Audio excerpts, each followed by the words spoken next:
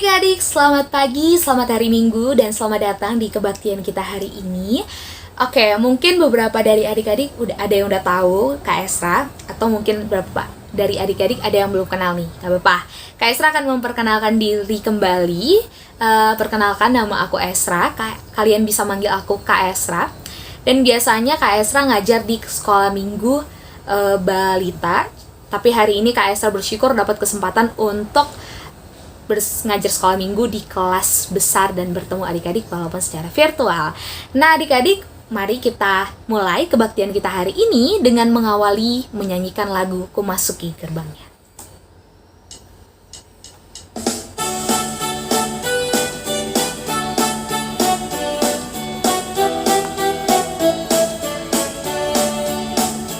Ku masuki gerbangnya dengan hati bersyukur, halamannya dengan pujian. Kataku hari ini harinya Tuhan, ku bersuka sebab Dia girangkanku. Dia girangkanku, Dia girangkanku, ku bersuka sebab Dia girangkanku. Dia girangkanku, Dia girangkanku, ku bersuka sebab Dia girangkanku. Kita nyanyikan sekali lagi adik-adik. Ku masuki gerbangnya dengan hati bersyukur, halamannya dengan pujian. Kataku hari ini harinya Tuhan, ku bersuka sebab Dia girangkanku. Dia girangkanku, Dia girangkanku, ku bersuka sebab Dia girangkanku. Dia girangkanku, Dia girangkanku, ku bersuka sebab Dia girangkanku.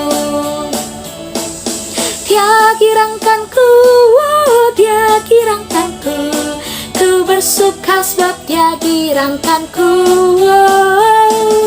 Dia girangkanku, Dia girangkanku, ku bersuka sebab Dia girangkanku. Mari adik-adik sama-sama kita buka kebaktian ini di dalam doa. Mari kita bersatu di dalam doa. Terima kasih Tuhan Yesus buat semua berkat yang Tuhan berikan sehingga hari ini kami dapat memulai dan melaksanakan ibadah kami Bapa. Kiranya kami dapat menyerahkan hati dan pikiran kami untuk sepenuhnya fokus dalam ibadah ini. Terima kasih Bapa, terpujilah namamu hari ini, esok, sampai selama-lamanya. Amin. Nah adik-adik, kalau Kak Esra bisa cerita nih, Kak Esra hari ini sangat-sangat bersuka cita dan semangat banget buat memimpin kebaktian di kelas besar hari ini. Kak Esra tuh pernah ikut ngelihat kebaktian kelas besar itu waktu 2 tahun yang lalu mungkin. Kak Esra itu cuman melihat aja dari jauh.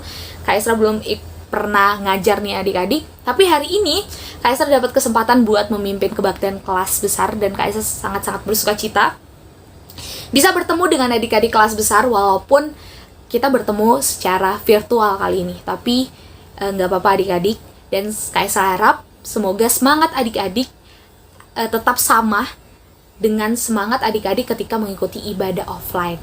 Dan kita sama-sama berdoa adik-adik nih supaya pandemi ini cepat berakhir dan kita cepat bertemu secara langsung, beribadah secara langsung. Dan semangat kita yang baik sampai saat ini dan rasa sukacita kita yang baik sampai saat ini pun itu tidak lepas dari karena kasih Tuhan Yesus kepada kita yang selalu menyertai dan memberikan berkatnya kepada kita. Maka dari itu adik-adik, kita patut bersyukur dan kita patut berterima kasih untuk setiap kasih setia Tuhan. Nah, mari adik-adik kita angkat pujian dengan menyanyikan terima kasih Tuhan untuk kasih setia-Mu. Terima kasih Tuhan untuk kasih setia-Mu yang ku alami dalam hidupku.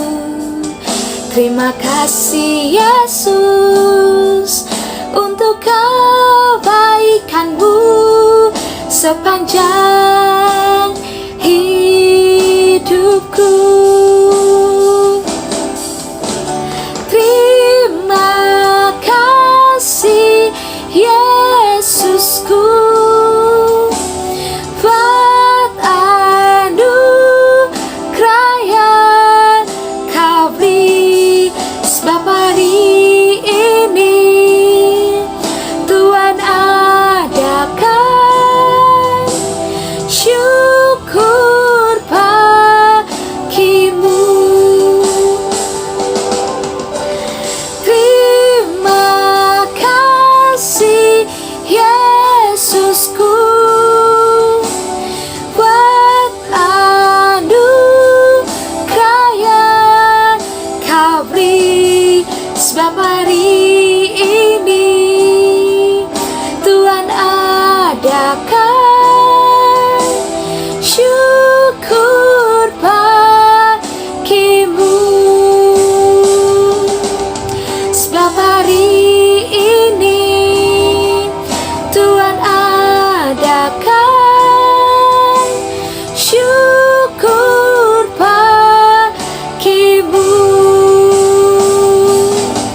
Sebab hari ini Tuhan adakan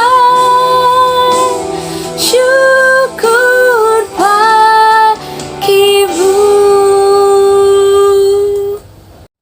Nah itu adik-adik, kita patut berterima kasih buat semua kasih Tuhan yang sampai saat ini menyertai hidup kita. Dan salah satu berkat dari Tuhan, salah satu pengorbanan dari Tuhan yang begitu besar buat hidup kita adalah pengorbanannya di kayu salib buat kita adik-adik, buat menebus dosa-dosa kita manusia ini adik-adik. Itu luar biasa kasih Tuhan Yesus.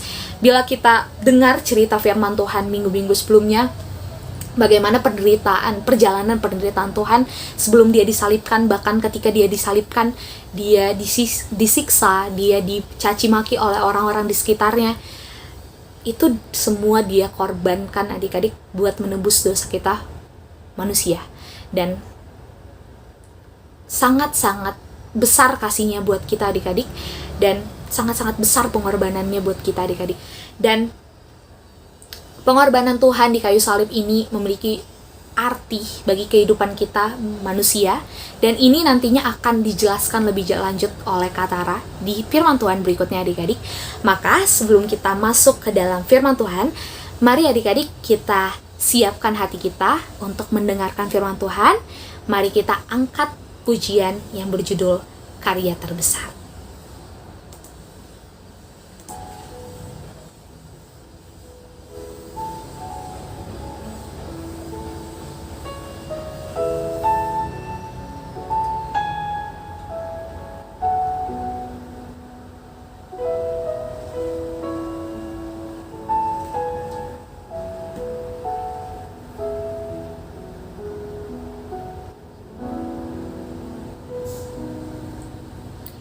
Kasih yang terindah,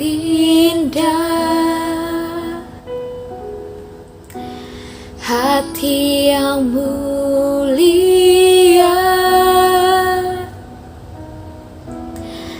hanya ku temukan di dalam-Mu, Yesusku. Pujian dari hatiku selalu di setiap waktuku, tiada pernah berubah kasih-Mu. Karya terbesar dalam hidupku, pengorbanan-Mu yang selamatkanku.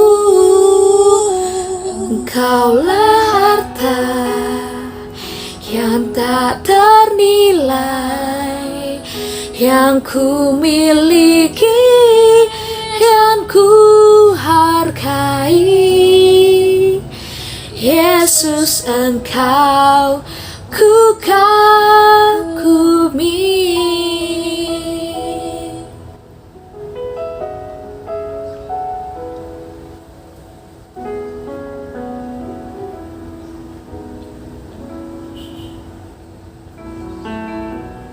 Kasih yang terindah,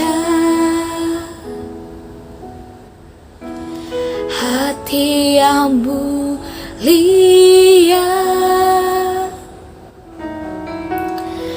hanya ku temukan dari dalam-Mu, Yesusku. Pujian dari hatiku selalu di setiap waktuku, tiada pernah berubah kasih-Mu.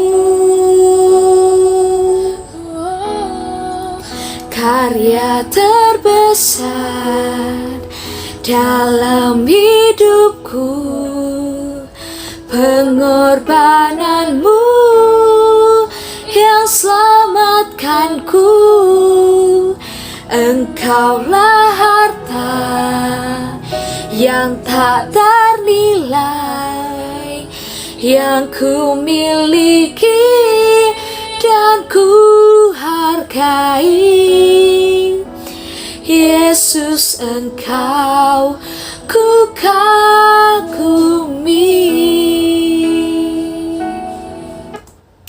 Nah adik-adik, mari siapkan hati kita, mari kita mendengarkan firman Tuhan yang akan disampaikan oleh Kak Tara. Sebelum mendengarkan firman Tuhan, kita berdoa dulu ya. Lipat tangan, tutup mata. Selamat pagi Tuhan, terima kasih untuk hari ini. Tuhan telah memberikan kesempatan kami untuk beribadah via YouTube. Tuhan, kalau sebentar lagi kami akan mendengarkan firman Tuhan, Tuhan tolong berkati setiap kami. Semoga kami bisa berkonsentrasi dan bisa mendengar dan mengerti firman Tuhan yang disampaikan hari ini.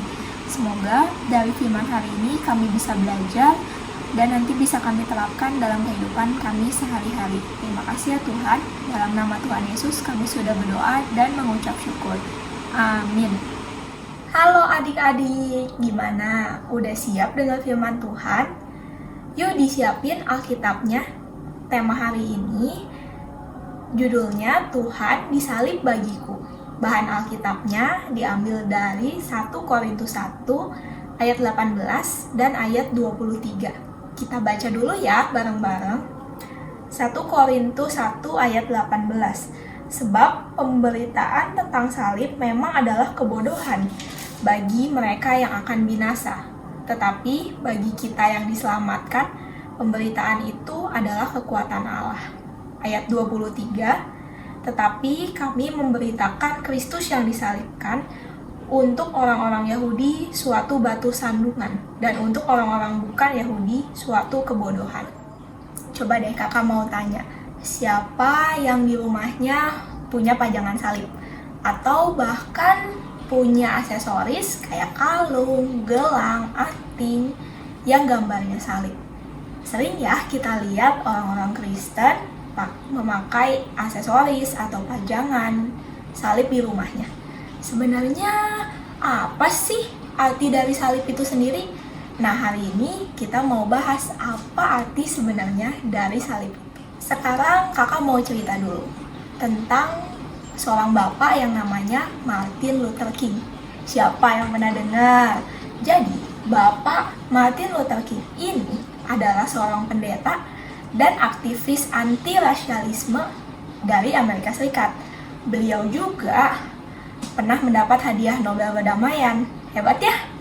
Nah, Bapak Martin Luther King ini memulai perjuangannya di Alabama. Kenapa sih Bapak Martin Luther King Jr. ini mau memulai perjuangannya di Alabama? Yang justru gubernur dan stafnya terkenal amat rasialis. Karena Bapak Martin Luther King Jr. ini tinggal di Alabama, yang amat rasialis. Itu yang membuat beliau jadi tergerak untuk memulai perjuangannya. Walaupun susah, beliau dipenjara, dipukuli, dan mengalami hal-hal yang gak enak, tapi beliau mau berjuang untuk melawan itu. Nah, Bapak Martin Luther King Jr. ini meneladani Yesus loh. Yesus kan juga mengalami hal seperti itu ya, mengalami hal-hal yang gak enak, bahkan difitnah, ditangkap, disalibkan.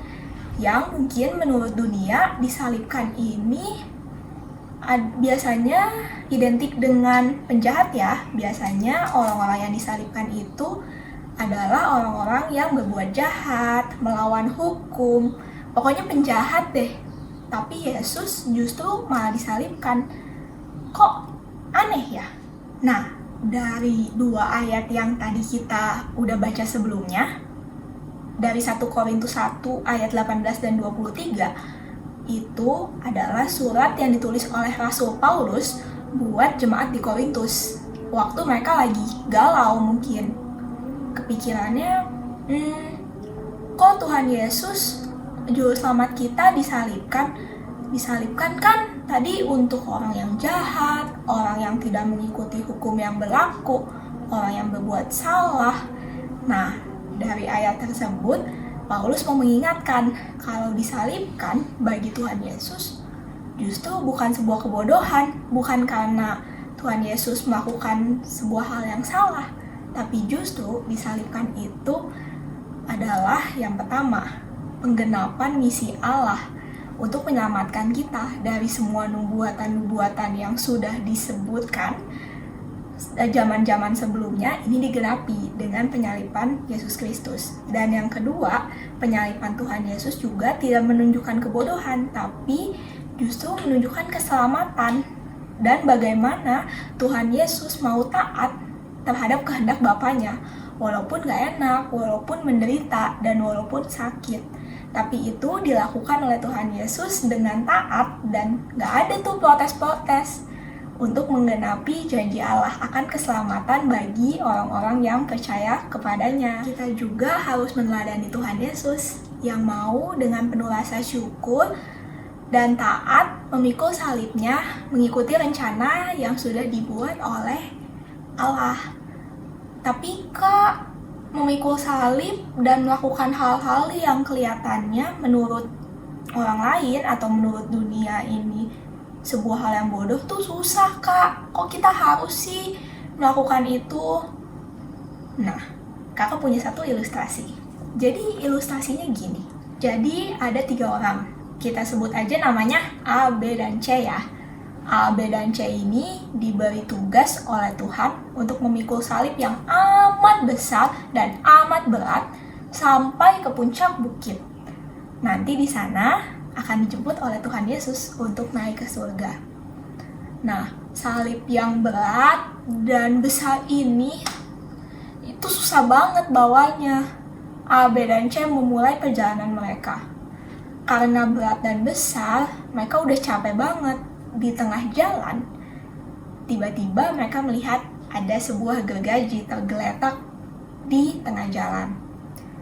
A dan C sih jalan terus, tapi B lihat gergaji itu, dia mikir, kayaknya kalau aku potong sedikit ujungnya aja deh, lebih ringan nih salibnya, aku bisa lebih cepat sampai ke bukit, dan aku bisa lebih cepat ketemu Tuhan Yesus.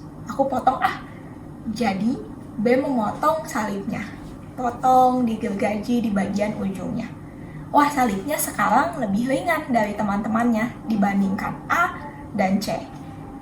Tentu saja, dengan salib yang mudah dipotong dan lebih ringan ini, B bisa berjalan lebih cepat dibandingkan teman-temannya. Dan benar, dia sampai duluan di bukit. Nah, sebelum sampai di puncak bukit, mereka tiba-tiba menemukan ada jurang yang cukup lebar yang harus mereka lalui. B yang sampai duluan bingung.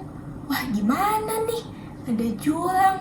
Gimana cara lewatnya ya? Kemudian B bertanya pada malaikat Tuhan yang ada di situ. Ini gimana ya jalannya? Jawab malaikat Tuhan, Tuhan sudah menyediakan jalannya kok buat kamu.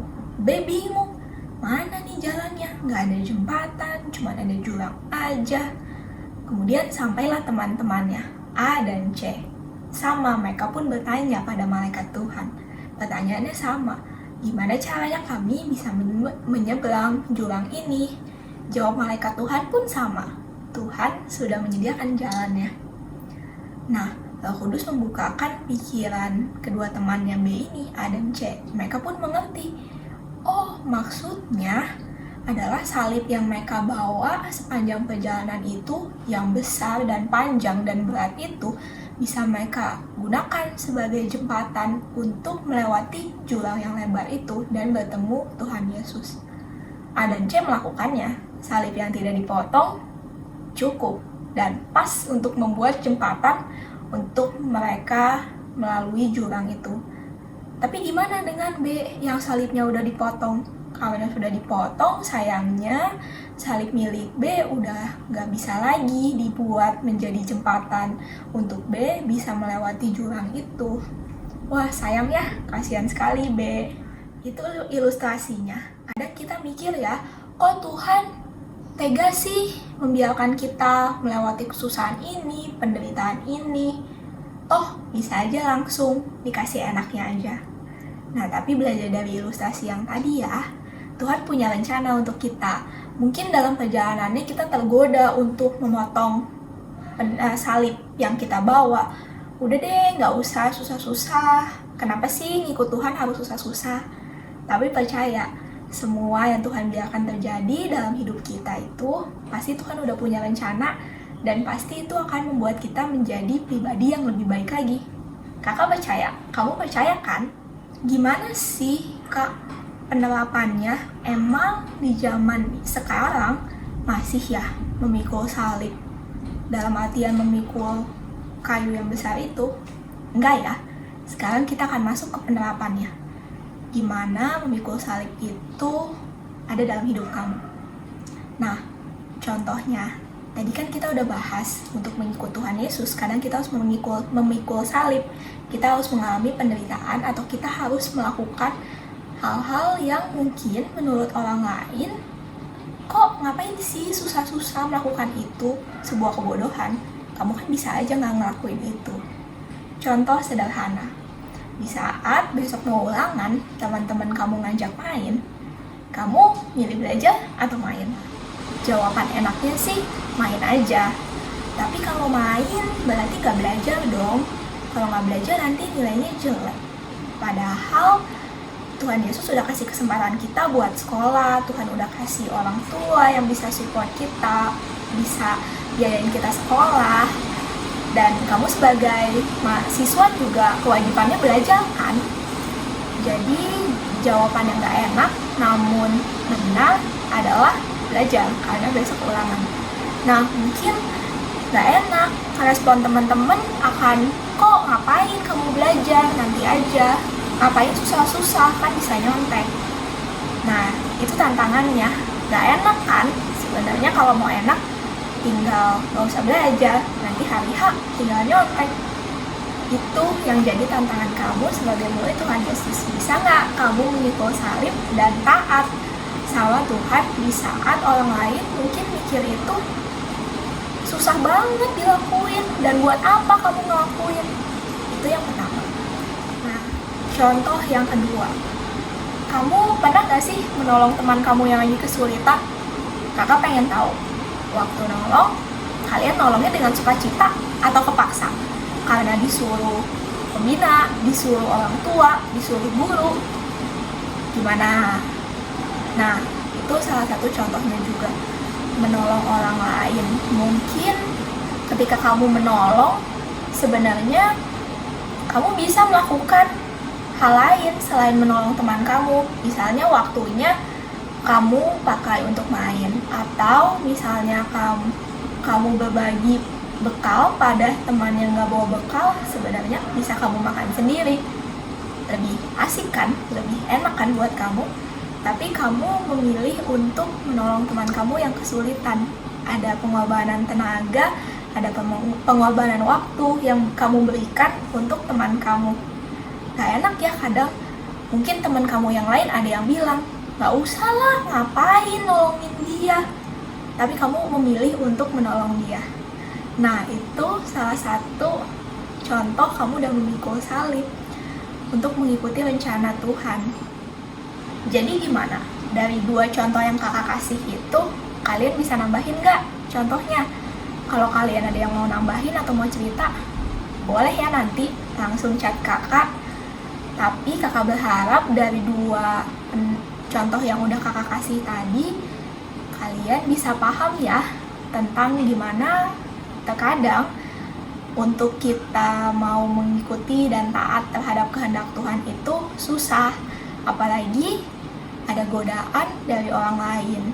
Tapi ingat, bagi orang yang percaya, memikul salib itu bukan kebodohan, tapi justru adalah tanda keselamatan. Oke, udah paham kan? Segitu dulu firmannya. Semoga bisa menjadi berkat dan bisa kalian terapkan dalam kehidupan sehari-hari. Dadah! Nah adik-adik, tadi kita sudah mendengarkan cerita firman Tuhan dari Kak Tara. Sekarang kita akan memberikan persembahan kita sebagai ucapan syukur kita atas segala berkat yang Tuhan berikan dalam hidup kita. Nah adik-adik, buat adik-adik dipersilahkan untuk mempersiapkan persembahannya, dimasukkan ke dalam amplop yang sudah adik-adik miliki. Kalau adik-adik sudah siap, mari kita menyerahkan persembahan kita sambil mengangkat pujian, Ku mau berjalan dengan juru selamatku dari Kidung Jemaat nomor 370.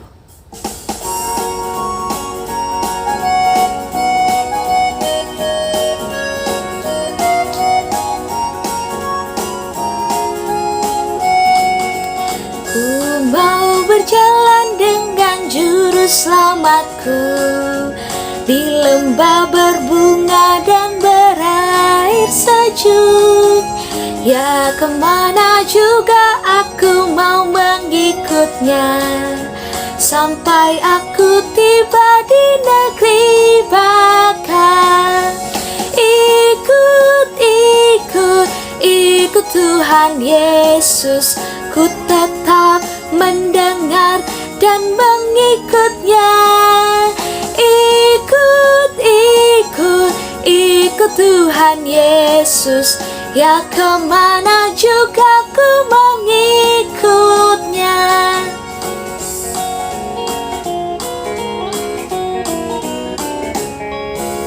Ku mau berjalan dengan juru selamatku di lembah berbunga dan berair sejuk. Ya kemana juga aku mau mengikutnya, sampai aku tiba di negeri baka. Ikut Tuhan Yesus, ku tetap mendengar dan mengikutnya.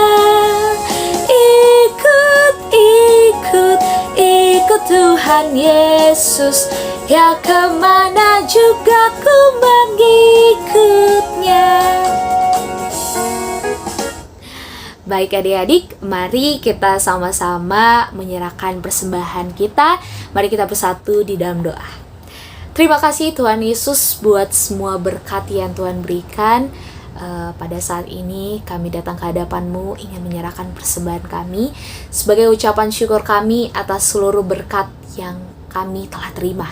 Dan kiranya dari ibadah kami hari ini, dari apa yang kami dengar dan pelajari dari firman Tuhan hari ini Bapa, kami bisa belajar dan kami bisa melakukannya di dalam kehidupan kami, dan kami bisa menjadi anak-anak yang lebih baik, dan kami bisa menjalankan setiap perintah dan firman Tuhan di dalam kehidupan kami.